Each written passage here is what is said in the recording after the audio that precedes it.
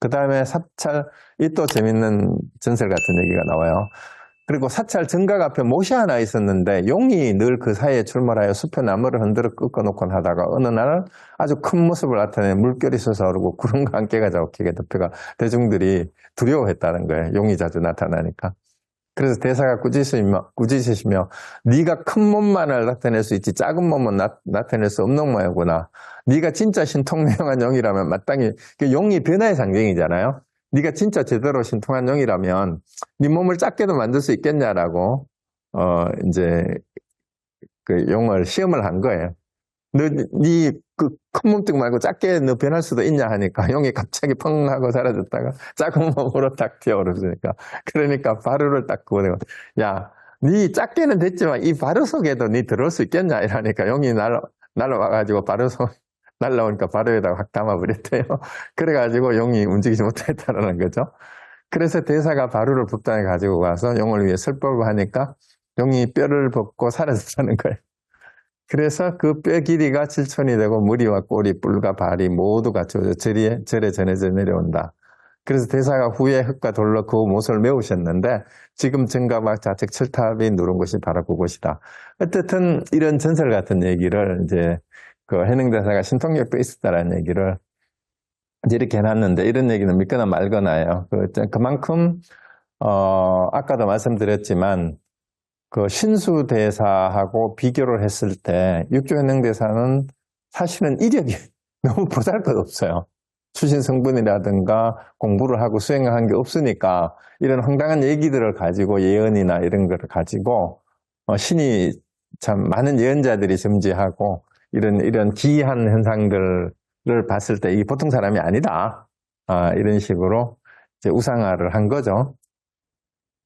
그 다음에 이제 요거는 뭐냐면은 몽산덕이 스님이라고 몽산부부라고 우리나라에도 번역이 되어 있죠. 이제 이분이 이제 몽산덕이에요. 그 몽산 스님인데 고군비규 몽산이라고 덕이본을 이제 출판을 간행을 하면서 몽산덕이 스님이 붙인 서문이에요. 자, 이것도 한번 봅시다. 여기는 이제 그런 황당한 얘기는 별로 없어요. 묘한 도는 비고 그윽하여 생각으로 해야지 못하는 것이니 말을 버리고 뜻을 얻어야 바르게 깨쳐 밝힐 수 있으리라. 이게 이제 핵심이에요. 말을 따라가지 말고 그 뜻이 뭔지를 바로 알아야 된다. 그걸 깨쳐야 된다. 그 얘기죠. 득이망상이라는 주역의 얘기하고도 똑같아요. 뜻을 얻었으면 상을 버린다라는 얘기입니다. 또 있고. 자, 그러므로 세존이 다자탑 앞에서 자리를 나누시고 영산해상에서 꽃을 들어 보이신 것이다. 그 뜻이 뭐냐라는 거예요. 그러고 이제 그 흔히 선종에서 말하는 언어도단, 이신전심 견성성불, 직지인심 견성성불이라는 말에서 이제 보이는 것처럼 말이 아니라 그 마음을 바로 깨달아서 뜻을 바로 알면 된다. 그래서 다자탑 앞에서 이제 다자탑도 분반자라고 알려진 하두잖아요. 유명한 삼처전심이라고 알려졌던 거. 그 다음에 그 영산해상도 꽃을 들어버린 이유가 뭐냐. 마지막에 열반하시고 나서, 쌍림 열반상이라고 해서 이제 가섭이 늦게 왔는데 이제 세 바퀴를 돌고 예배를 하니까, 이제 관속에서 두 발을 내보이셨다. 이게 무슨 뜻이냐. 한다. 이제 이런 얘기들입니다. 그게 이제 그렇게 해서 이신전심으로 전해졌다는 얘기죠. 그래서 불을 불에 붙여두듯이, 불에 불을 붙이듯이, 불에 불을 주듯이 마음으로서 마음을 인가하는 것이다. 그래서 서역에서 인도라는 말이죠. 28대를 지나야 보리달마 이르러 동으로 이 땅에 오셔 사람의 마음을 바로 가리켜 성품을 보아 부처를 이루게 하였다. 그게 직지인신 견성성불이라는 얘기죠. 그리고 회가대사가 처음으로 말씀 아래 깨닫고 마지막에 삼배하여 그 진수를 얻어 가사를 받아 조사의 대를 이어 바른 법의 종지를 열어 밝히셨다. 3번 전하여 항매 해중에 이르러서는 고승 700이 있었지만 오직 방아찢는 거사가 한 개송으로 가사를 전해받고 입주돼서 3번 전했다는 말이 뭐래? 달마 이후에 해가 그 다음에 승찬 도신이죠. 그 다음에 홍인 이렇게. 그리고 이제 나무로 피신한 지 10여 년이 된 어느 날 바람이 움직이는 것도 깃발이 움직이는 것도 아니다라는 기연으로 인종법사의 바른 눈을 열어주니 이로 말미암아 그 사람 머리를 깎고 법단에 올라 발타라 삼정이 미리 예언하신 바대로 동산법문을 여시니 위 사군이 법회 선자라고 하여금 그 말씀을 기록하게 하고 그 이름을 법보단경이라 하였다. 네. 그 다음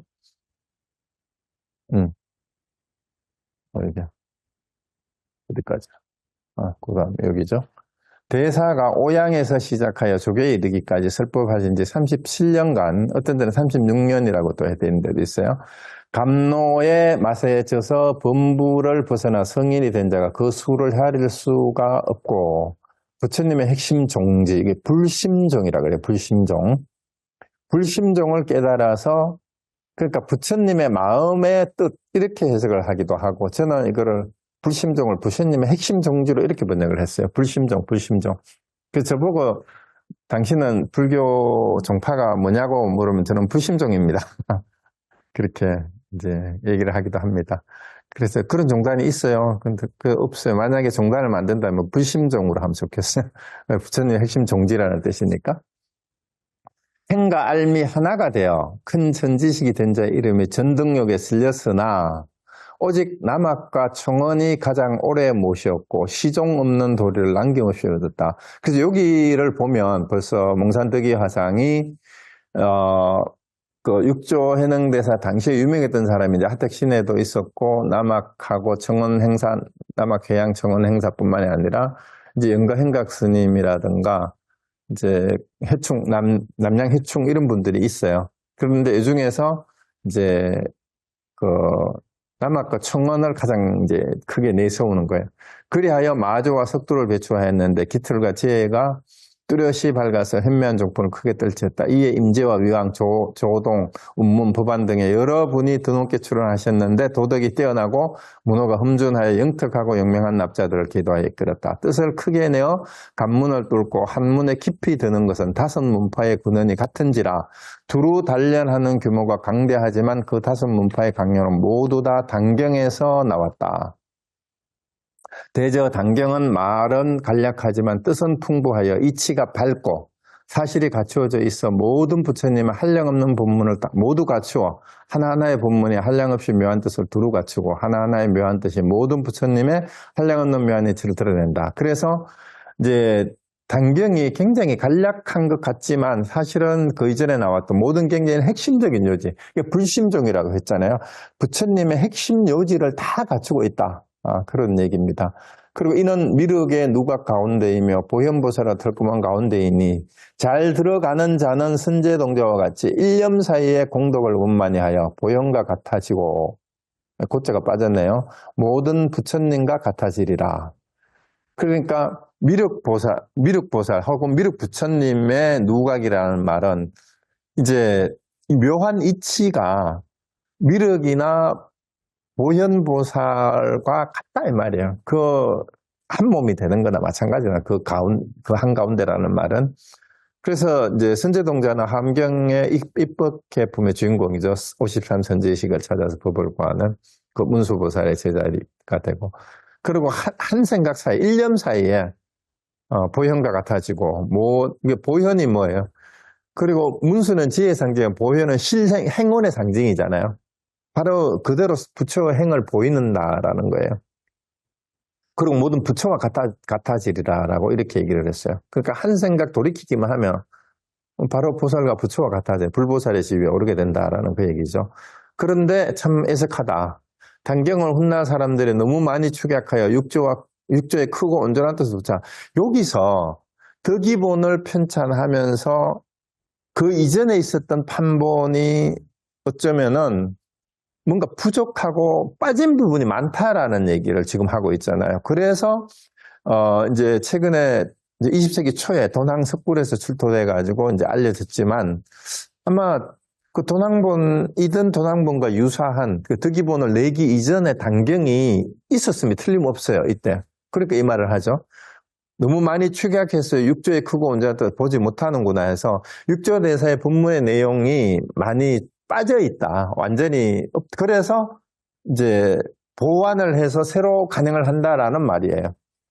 그래서 내가 어린 시절에 일찍이 고본을 본 뒤로 이 고본이 뭔지를 몰라요. 이게 요즘으로 말하는 도낭본인지 뭐일 수도 있고 아니면은 다른 전해져 내려오던 판본이 있었다는 얘기가 되는 거죠. 필사본 같은 게. 그래서 30년을 두루 구했는데 근래에 통상인이 그 전문을 찾아내서 드디어 오중에 휴구선암에서 발견, 이제 이 장소를 얘기하는 거예요. 그래가지고 이제 그 소실되었던 다른 본문들을 찾아내가지고 이제 지금 반응을 한다 이 말입니다. 그래서 모든 뛰어난 일과 함께 수용하게 되었어요. 오직 원컨대 책을 열어 펴서 눈을 들어 보는 이는 바로 크고 둥근 깨달음의 바다에 들어서 불조의 해명을 이어 다함이 없기를 바란다. 이것은 나의 뜻과 원과 뜻이 채워지는 거다. 그래서 이제 몽산득이선사는 다른 전설 같은 거 없이 오직 내 원이 있다면 이 육조단경을 다시 편찬해서 보완을 해서 이제 그 옛날 고본에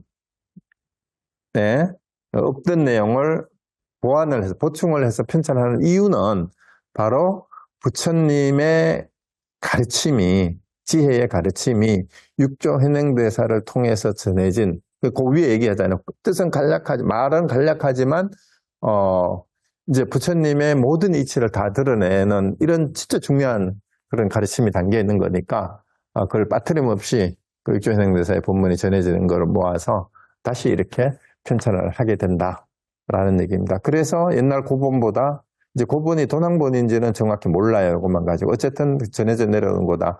이제 지금 현재 전하는 걸로 봤을 때 도낭본보다는 분량이 100 가까이 늘어난 그런 분량이에요. 그래서 이제 이 득이본이 이제 나오게 됐고 또 우리나라에서도 이제 그 고려 때에 보조국사가 크게 이걸 유통시킨 이후에 20세기 도낭본이 우리나라에 출판되기 전까지는 대부분이 이 득이본을 이제 제일 많이 봤던 거예요. 그리고 정보본은 본문은 거의 같습니다. 뭐 부록 말고는. 그러니까 이 득이본과 정보본이 정보본이 제일 뒤에 나온 거고 그런 걸 보면 어떤 면에서는 제일 뒤에 나왔던 그 판본이 이제 이렇게 수정 보완이 된 것일 수도 있기 때문에 또 물론 수정 보완하는 가운데에 그 부처님의 본생단처럼 육조대사에 대한 여러 가지 그 전설과 같이 좀 우상화하는 내용이 들어가 있을 수도 있습니다. 그렇지만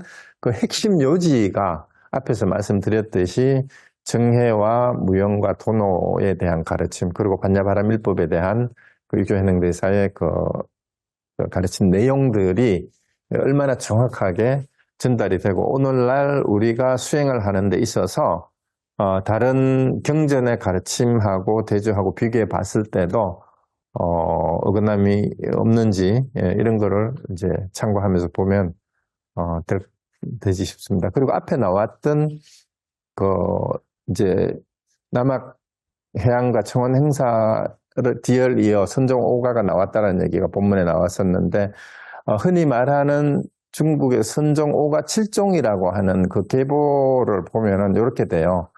이제 육조 해능대사 다음에 바로 직접 제자가 남학회양하고 청원 행사 두 분을 통해서 5종이 나왔어요.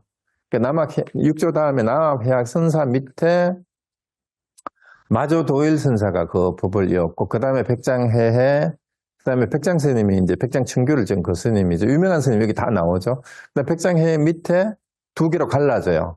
위산영우 스님하고 황벽휴운으로 갈라지죠. 그래서 위산영우의 제자가 앙산 스님이고, 그래서 요 위산하고 앙산의 두 이름을 따서 위앙종이 됐고요.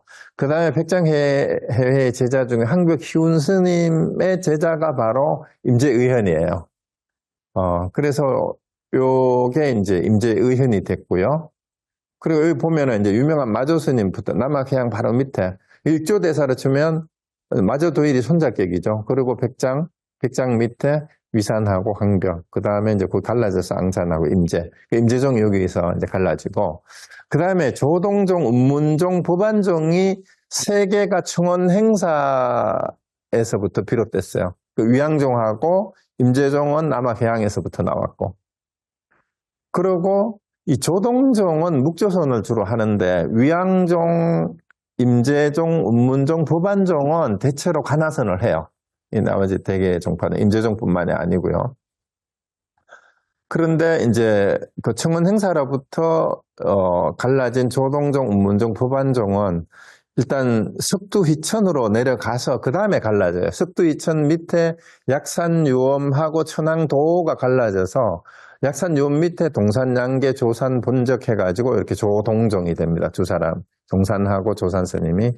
그 다음에 석두휘천에서 갈라졌던 천왕도 아래에서 용담승심선사가 나오고, 용담승심선사 아시죠? 덕산성감의 그 이제 떡파는 노파를 이제 찾아가서 그 뭡니까 덕산 스님이 요기하게 떡 좀 달라고 하니까 저 스님 그 얼러민 게 뭐냐?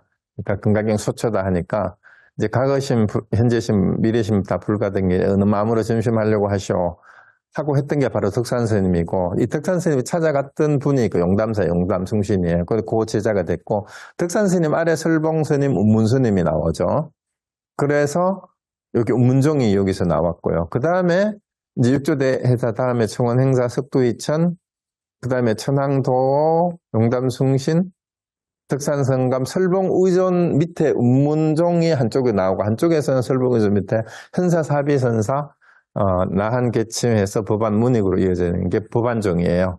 이렇게 해서 성가 5종이 이제 이걸 5종이라고 하고 나중에 송나라 때 북송 때에 와가지고 이제 임재종이 두 파로 갈라져요. 그 임재종의 이제 석상 스님, 석상 초원 스님 밑에서 양기 방해하고 항룡 해남이라는 스님이 갈라져서 양기파와 항룡파로 이렇게 갈라져서 이렇게 해서 이제 성오가 칠종이라는 그런 별칭이 붙기도 했습니다.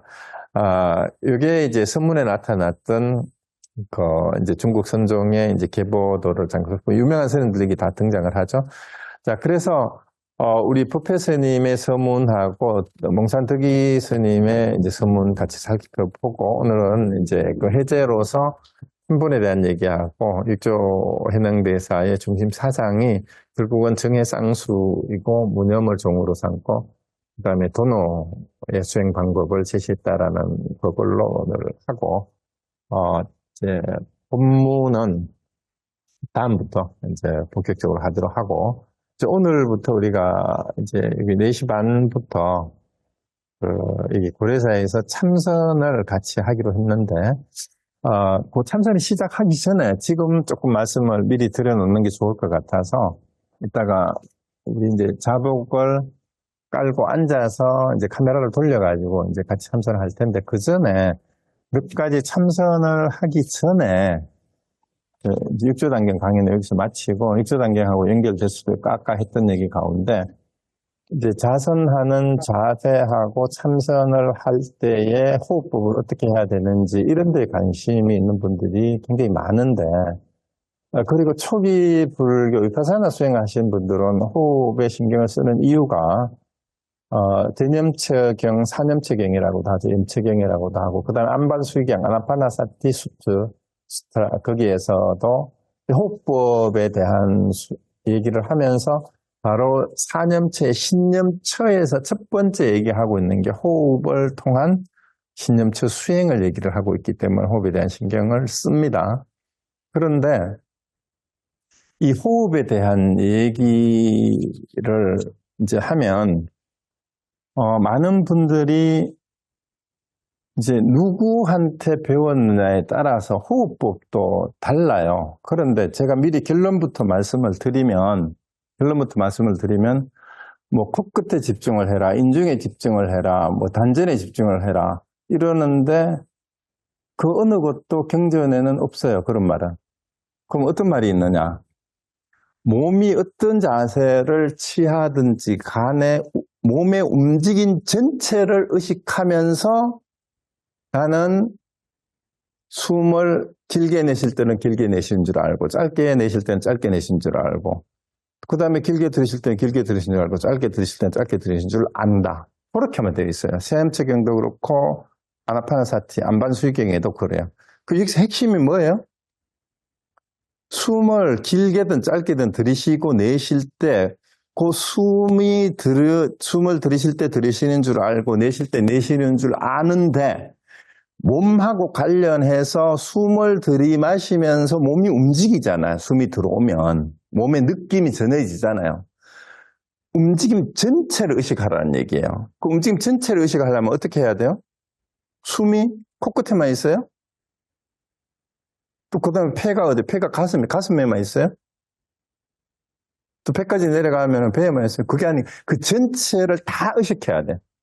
코끝에 들어올 때는 코끝에 들어오는 줄 알고, 목으로 넘어갈 때 목으로 넘어가고, 가슴으로 들어올 때 들어올 때, 횡격막에 내릴 때 내릴 줄 알고, 횡격막에 눌러져가지고 아랫배까지 기운이 올 때는 그거 다 알아야 돼요. 그걸 다 해야 돼. 그런데 편의상 처음 하는 사람들은 그런 식으로 전 과정을 지켜보기가 쉽지 않아요. 그래서 제일 쉬운 게 코끝에서부터 인중을 이제 의식을 하고 보면은 집중을 하기가 쉬우니까 그렇게 얘기하는데 그거는 경전에 있는 얘기는 아니고 심지어 우리 김열관 씨가 쓰는 그 마음챙김 수련인가 그 책에 보면은요 그 남방 수련법하고 우리나라의 수련법을 비교해가지고 실제 현지 선언에서 수행하는 수행 프로그램까지 다 소개를 해놓은 책이 있어요. 그거 꼭 한번 보세요. 그리고 위파사나에 가시는 분 제발 누구 얘기를 그냥 듣고 이게 부처님 가르친 대로 했다. 내가 보니까 그런 말 하는 사람 얘기를 듣고 부처님의 가르침을 찾아보니까 경전은 그런 거 없어요. 그러니까 위파사나에서 제일 중요한 핵심 경전이 대념처경이고 안반수의경이에요. 그 외에도 관련되는 경전이 여러 가지가 있는데 거기에 그거를 꼭 보세요. 인터넷 치면 원문이 다 올려져 있어요, 요즘. 거기 어떻게 되어 있느냐? 신념처의 내용이 결국은 그 움직임과 연관된 몸의 움직임 전체를 결국은 의식하는 게 결론이고 마지막에는 신념처든 수념처든 심념처든 법념처를 할 때 후렴처럼 반복되는 내용이 뭐냐 하면은요. 몸이 어떤 자세를 취하고 있던 그 자세를 다 알고 그 다음에 마음 챙김이 그렇게 이제 그 마인드풀리스에 마음을 그렇게 알아차림이에요. 알아차리는 것이 지혜와 그렇게 알아차리는 마음 챙김만이 유일한 것이 될 때까지 이게 반복돼요. 그걸 그렇게 지혜와 알아채는 마음 챙기는 것이 유일한 것이 될 때까지 그 안에서 계속해야 되고 세상에 무엇도 집착하지 않고 움켜쥐지 않고 완전히 머물 때까지 계속 해야 된다. 이렇게만 되어 있어요. 그래서 제가 거기 찾아보니까 마하시 선언에서는 미얀마에 호흡을 배가 나오고 들어가는 거에 집중을 하라 그런데 마하시 선언 갔다 온 사람 그래요? 그 다음에 파욱센터에서는 단계적으로 코끝 들어마시며 처음에는 코끝을 보고 중간에는 가슴을 보고 들어마시는 마지막 숨에는 배를 보고 내쉴 때는 거꾸로 하죠. 날숨에 처음은 배를 보고 중간에는 가슴을 보고 끝은 코끝을 보고 파욱센터는 또 그렇게 가르치는데 자 코끝에만 보라는 데는 우박킹 국제선언이라고 했어요. 우박킹 이것도 미얀마예요. 여기는 코끝에만 관찰하라. 벌써 세 군데가 다 다르죠.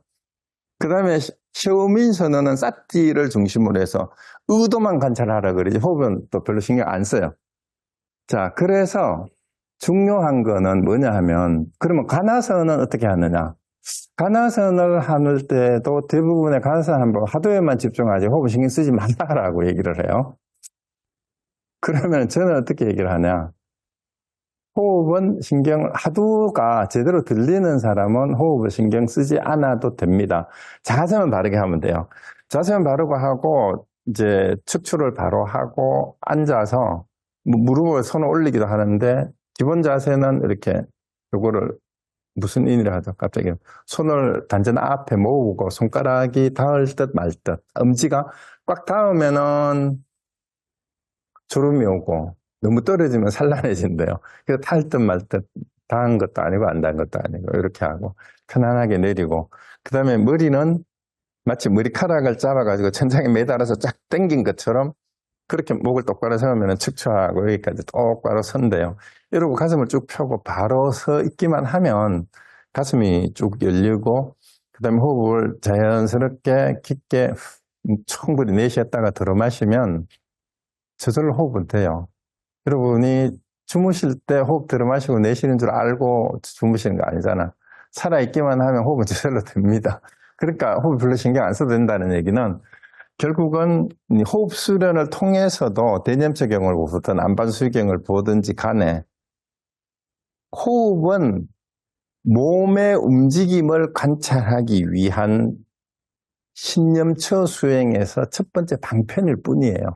그러면은 그 움직임이 제대로 관찰이 되고 느낌이 관찰이 되고 그 다음에 그 관찰하는 마음 챙기는 것만이 남아있을 때까지라고 했거든요. 그게 계속 반복돼요. 신념처, 수행처, 법념처 이런 게 할 때까지. 거기까지 계속 가면 이제 그 나중에는 지혜와 마음 챙기는 그것이 누구냐 하고 하면은 가나선에서 이목구하도하고 바로 연결이 돼요. 그렇게 해서 하면 결국은 마지막에는 호흡이 필요 없다기보다는 호흡에 신경을 쓸 필요가 없어져요. 그래서 하두가 바로 들리고 호흡에 맞추는 것이 힘들면 괜히 숫자를 세면서 들숨날숨 신경 쓰고 이런 거 할 필요가 없어요. 다만 호흡을 하면 좋은 점이 뭐냐 하면 마음이 산란하고 집중이 잘 안 되는 사람들은 호흡 수련을 하면 건강에도 되게 좋아요. 그러고 호흡을 통해서 굉장히 민감해질 수가 있어요. 이전에 몸에서 느끼지 못하던 거를 잘 느끼고, 이제 느낌을 잘 관찰할 수 있는 아주 좋은 방편이 몸이기 때문에 수념처를 통해서, 참 신념처를 통해서 그걸 하는 게 수념처로 넘어가기가 굉장히 좋은 그런 게 있습니다. 그러고 이제 사념처를 하는데 위파사나에서 몸을 관찰하는 내용이 바로 호흡하고 그 다음에 몸의 구조 하나하나로 머리털부터 발끝까지 손톱, 발톱, 내장에 똥 오줌이 들어있다라는 이게 내 몸을 구성하고 있다라는 것을 이제 관찰해요. 그 다음에 시체관 있죠. 이게 대념체경에 나오는 거예요. 신념체에 다 들어가는 거예요. 이런 거를 관찰하게 하고 수념처는 이제 뭐냐 하면은 수념처는 느낌을 관찰하는 건데 그냥 좋다 싫다 그저 그렇다라는 걸 관찰하는데 그저 그렇다를 관찰하기가 쉽지가 않아요. 왜냐하면 좋은 느낌이 왔을 때는 내가 좋다고 느끼네, 싫다고 하면 싫다고 느끼네 이렇게 느끼는데 그저 그렇다는 건 아무 느낌이 없는 거를 그저 그렇다고 하는 경우가 많아서 무관심해요. 관심이 없기 때문에 관찰하기가 쉽지 않아요.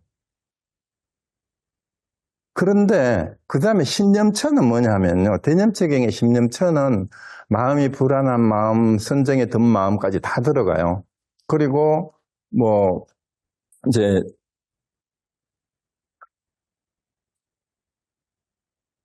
이제 마음에서 마음을 집착해 있는 마음, 동요가 있는 마음, 위축된 마음, 이제 불안한 마음 이런 것들이 있는 게 이 마음을 그냥 아는 거고 그 다음에 여러분들이 수념처는 느낌을 아는데 법념처가 수념처, 심념처하고 법념처가 어떻게 연결이 되냐면 수념처에서 좋다 싫다 그저 그렇다라는 느낌을 알았고 그 다음에 좋다 싫다 하고 관계되는 직접적인 관계되는 것일 수도 있는데 마음이 아까 얘기했던 거 있죠. 집착이 있는 마음, 마음이 동요가 있는 마음, 위축된 마음 위험남, 산매에 든 마음, 이런 게 다 마음이에요.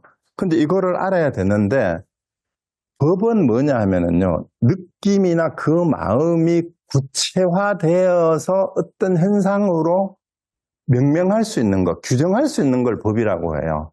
그래서 여러분들이 탐진치는 그러면은 신념처예요, 수념처예요, 심념처예요, 법념처예요. 이렇게 질문하는 게 있는데 탐진치는 심념처가 아니고 법념처예요.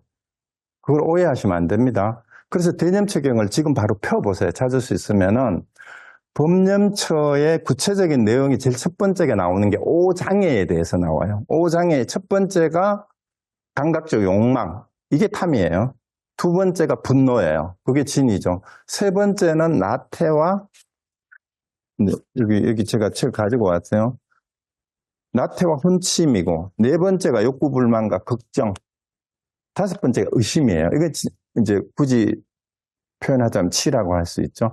그러면 이 법에 대한 오해가 있어서 그런데요. 법이 뭐냐 하면, 마음의 문제든 몸의 문제든 정신적, 육체적인 어떤 현상이라고 하는, 법을 흔히 현상이라고 번역을 많이 하잖아요.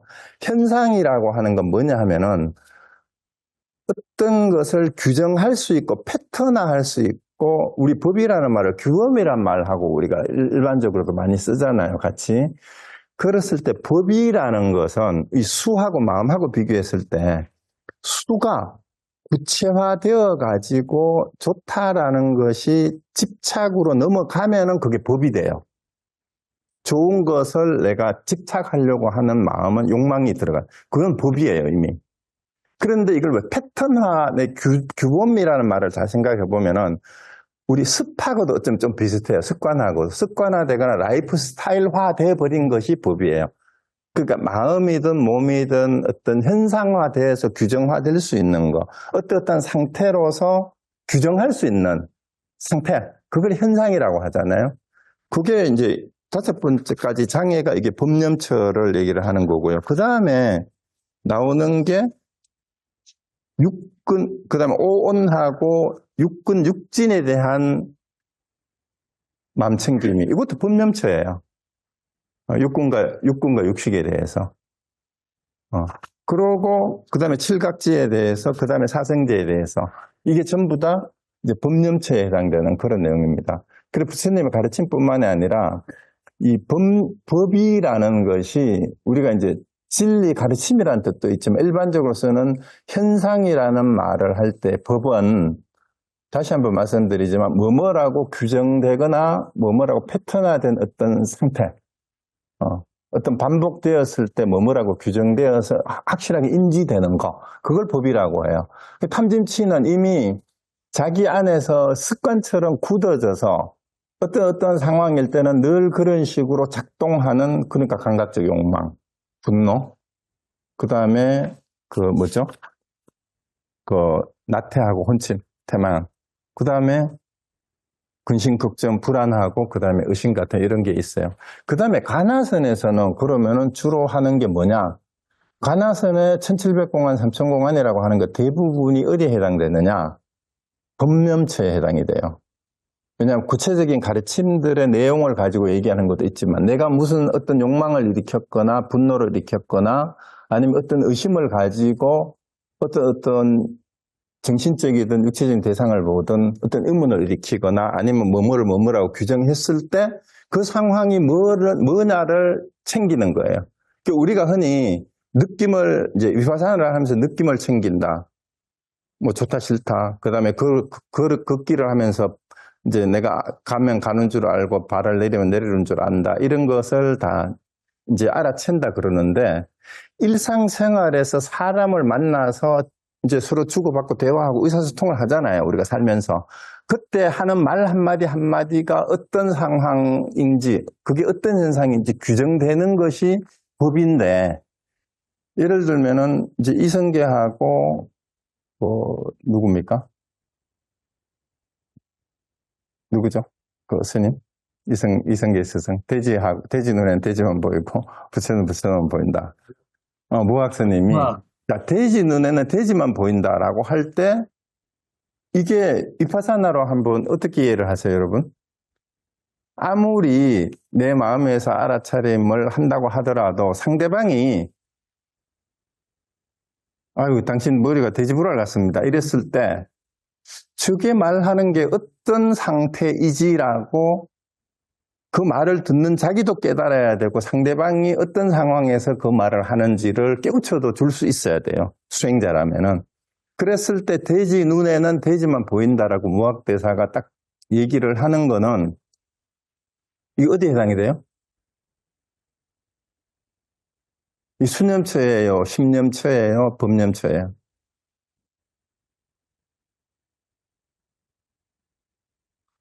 상대방, 그 이성계가 내뱉는 돼지 같다라고 했을 때 그 뭐뭐라고 규정을 해버리잖아요. 규정하는 게 하나의 카테고리화 되어서 딱 드러내는 것이 그게 법이에요. 그러니까 돼지 같다고 하는 놈이 돼지다 라고 이렇게 바로 그거를 지적해 줄 수 있어야 돼요. 그러면 가나선의 효용성과 힘이 어디에 있냐면 아무리 내가 화나는 거를 지켜봐요. 내가 아니면 뭐 욕심내는 걸 지켜봐요. 해도 우리가 일상생활에서 야 아니면 욕을 하고 야 이 돼지 같은 놈아 야 이 개 XX야 라고 했을 때 비파사나 하는 사람은 내가 저놈이 나한테 개돼지라고 욕을 하는데 내가 화가 나는데 화나는 거를 내가 알아채고 화를 내지 말아야지 이렇게 하는 게 아니고 바로 뭐를 보느냐 하면은 개돼지라고 하는 놈이 개돼지이지라고 내가 알고 나면 나는 뭐예요? 나는 개돼지가 아니거든. 아, 제가 개돼지구나. 아, 제가 정신을 잃었구나. 나는 나한테 저 사람이 나보고 개 XX야 하는 게 나한테는 아무런 영향을 미치지 못한다라면 이미 나한테는 화도 없고 아무것도 없어요. 그러니까 가나선이 왜 더 빠르다라고 얘기하는 이유가 뭐냐면은 그 거꾸로 나한테 돌려보면 돼요. 내가 남을 보고 야, 이 개 X야 할 때 내가 개구나라는 거를 딱 알아채게 하는 게 가나선이에요. 그 예를 들어서 유명한 그 금산본문이라는 거 금산이었으면 칼을 가지고 왔느냐 하니까 칼을 하면은 벌써 칼이라고 규정했을 때 칼과 연상되는 우리 일상생활에서의 그 규정할 수 있는 그게 뭐예요? 거기서 그 칼이 그냥 부엌칼이 아니고 전쟁터에서 싸우는 보검이거든요. 그 칼이 이게 하는 게 뭐 하는 거예요, 칼이?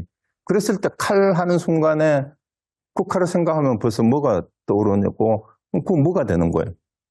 칼 쓰는 놈이 되는 거죠. 칼제비지. 그럼 칼제비는 칼 가지고 놀다가 칼 맞아 뒤지는 게 칼제비잖아. 그랬을 때 그 상황을 딱 규정시켜주는 게 하두란 말이에요. 그 하두의 힘은 그렇게 구체화되어 있어요. 그 어떻게 구체화되어 있느냐? 한 사람이 말을 할 때 저 사람이 알고 하든 모르고 하든 그 사람은 그 자기가 생각을 일으킨 것이 법이거든. 생각을 구체적으로 일으킨 것이. 그렇게 빠져있는 거를 알지 못하고 있는 거를 그거를 알아채는 게 이런 상황일 때 어떻게 답을 해야 되냐? 너 아느냐? 그걸 통찰하는 거예요. 하두를 들고. 이렇게 말을 했는데 그렇다면 이게 어떤 상황이지? 이런 상황이면은 그 말했는 사람이 어떻게 되겠네? 돼지라고 했는 놈이 돼지가 돼버리는 거네? 이렇게 딱 부러지게 나오는 거예요. 그러면 이 안에 비파사나에서 수념처, 심념처, 법념처를 했던 게 다 나와요. 그러면 왜 심념처에서 호흡 수련을 통해서 마음이 편안해지고 마치 내가 깨달은 것 같고 했는데 시장통에 가가지고 누가 한 대 때리고 욕을 해버리면 안 되느냐? 일상생활 속에서 언제 어떤 식으로 내가 삶의 현장에서 어떤 사건이 부딪힐지 몰라요. 매 사건에서 그 상황을 내가 정확하게 규정해서 알아채는 것이 돼야 돼요. 근데 여기 경전에 나오는 교과서에서 거론된 것만이 일상생활에서 나오는 게 아니잖아요. 그래서 하두는 그래서 1700공안, 3000공안이고 새로운 하두가 계속 나올 수 있을 때 매 상황에서 말하고 행동하는 것이 이게 무슨 현상이지? 라고 바로바로 깨달아서 그 상황에 맞게 딱 대응을 하고 대처를 해줘야 되는 것이 하두에서 말하는 한마디 일러라. 어떻게 하겠느냐? 이런 상황에서. 그게 가나선이에요. 그래서 이 가나선을 하고 나서 보면 이 사념처에서 얘기하고 있는 것이 다 하나로 통해요. 꿰뚫어져요. 그래서 여러분이 제어는 이왕 참선을 하려고 했으면 호흡 수련은 사실 초보자들이 하는 거고 도저히 하두가 집중이 안 되는 사람들이 하는 건데 저도 호흡 수련은요. 그래서 요가나 단전호흡이나 단전호흡 도장에만 가도 지금 우리가 하는 그 이파사나에서 호흡 수련하는 것 그거 다 똑같아요. 그거 다르다고 생각하지 마세요.